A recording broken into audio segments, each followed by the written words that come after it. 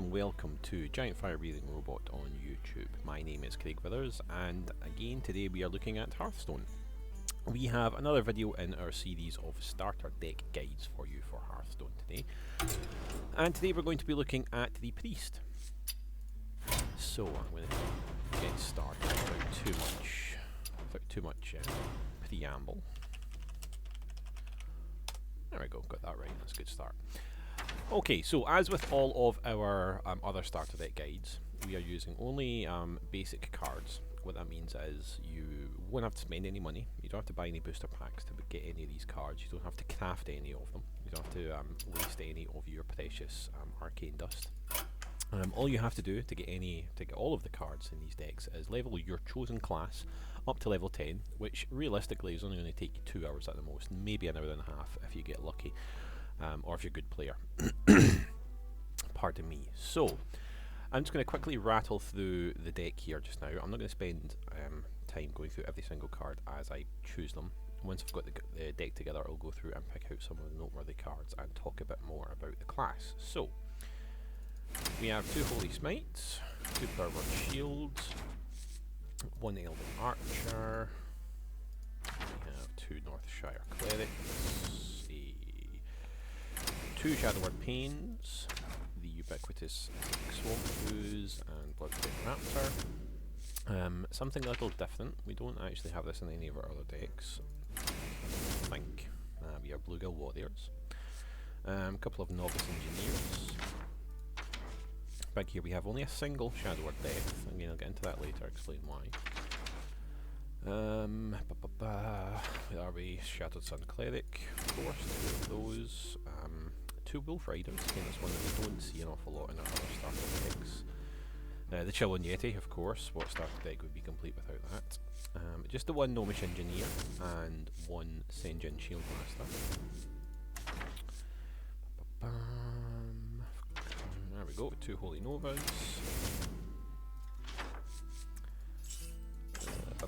Boulderfist Ogre with some big stompy at the back. And of course Mind Control, just the 1 Mind Control. Pardon me. Okay, so that's our deck done. Standard 30 card deck. So the Priest class in general, it's probably best to kind of understand the Priest as having 3 main pillars behind its play style. You've got manipulation, healing, and removal. Manipulation, what we mean by that is precisely what Mind Control does. It takes control of enemy minions. There's a few cards that do this, a couple of creatures and a couple of spells, but best understood just for the starter cards with Mind Control. And as I say, manipulation, this is simply, as it says here, the ability to take control of enemy minions. Some of the cards that I'm not going to get into them in detail just now. Maybe going to do some more detailed decks later on. But there are cards which allow you to snatch control of enemy minions, either for good or simply for a turn or 2. So that's what we mean by manipulation. Healing is fairly obviously, you see the hero power here is the ability to restore 2 health to yourself. And that's not just to yourself, to any enemy minions, and also even to the enemy characters, which is kind of an advanced tactic that kind of synergizes really well with certain classes, with certain minions, I guess. But again, that's beyond the scope of this deck. But you can see here, Northshire Cleric there, for example, that synergizes well with your healing. Draw cards when you heal. What else are we? Where's Holy Nova? There we go, Holy Nova right in front of me. So you go, so you have your healing card there. Some of the other classes do have healing. The Paladin has some, the Druid has some as well, of course. But for the Priest, it's very much there in the forefront of the game, of your tactics, as I say, with the hero power there. We also have a fair bit of creature removal, not as much as say the Mage, but there is some in here. Holy Smite there, for example, a fantastic early game removal card. Shadowword Pain, destroy him with 3 or less attack, and Shadowword Death, destroy him with attack of 5 or more. Those are 2 of the best removal cards in the game. I'll come back to those again in a minute. But yes, that's your kind of 3 basic kind of pillars of the Priest: manipulation, healing, and removal.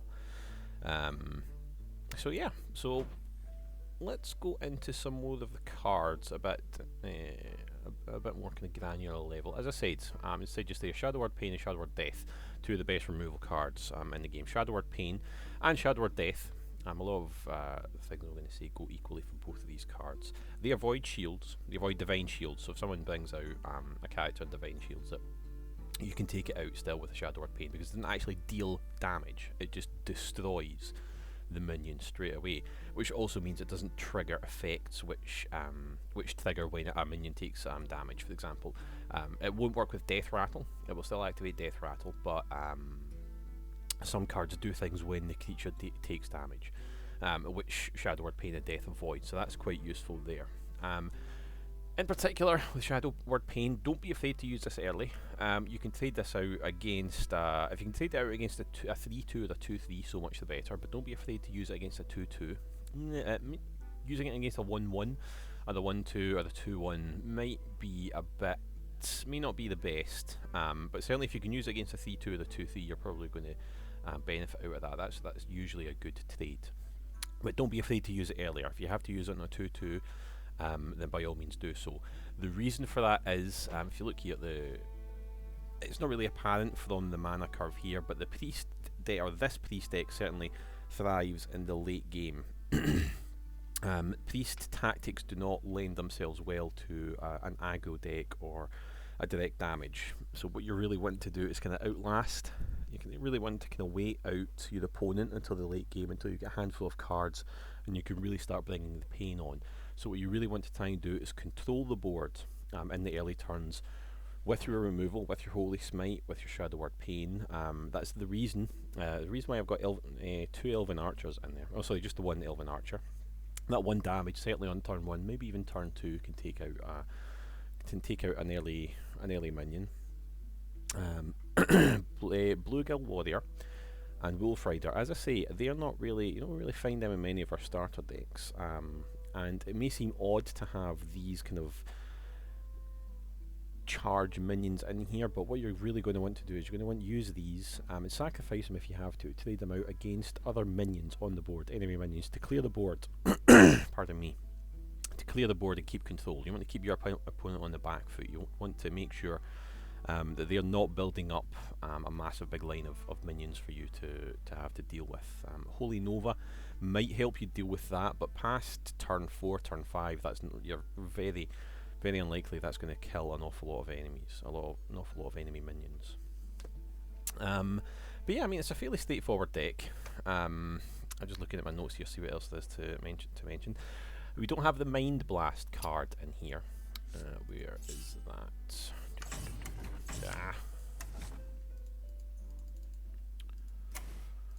Oh, come on. Mind Blast, where are you? There we go. I have Mind Blast in there.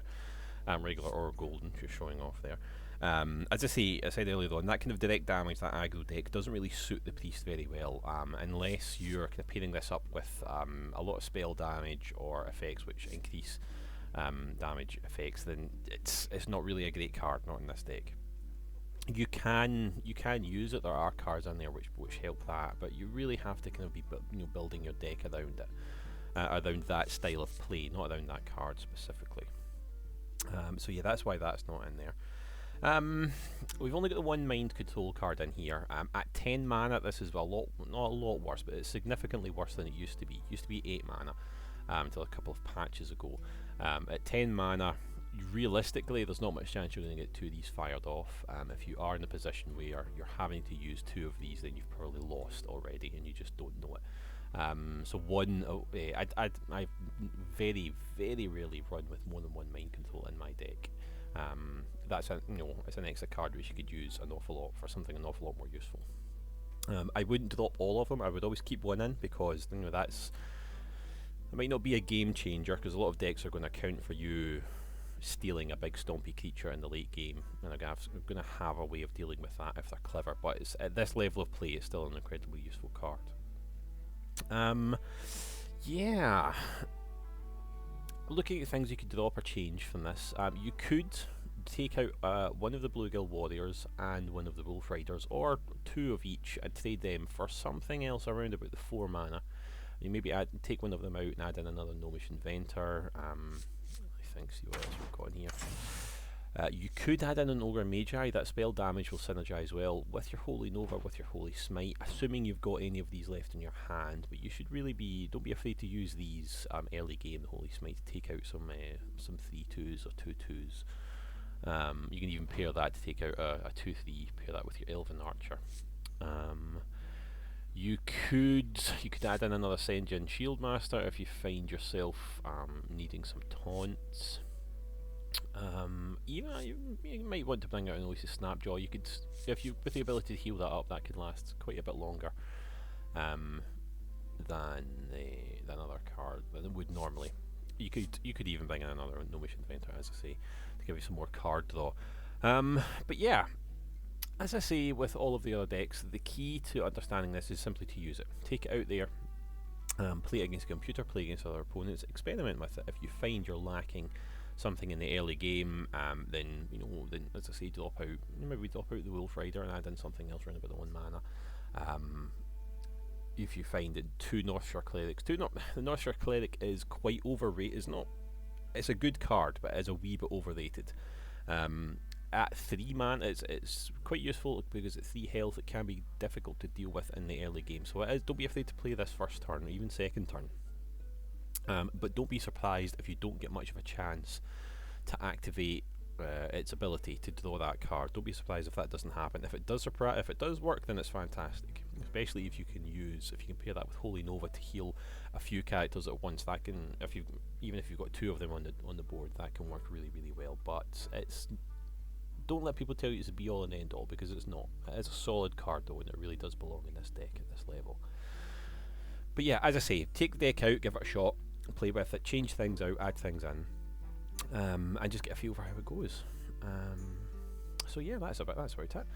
Let us know how you got on. As with all of our decks here, please hit us up in the comments below. Let us know how they got on, and how you felt that they worked, what you would change, or what you thought didn't work. Sorry.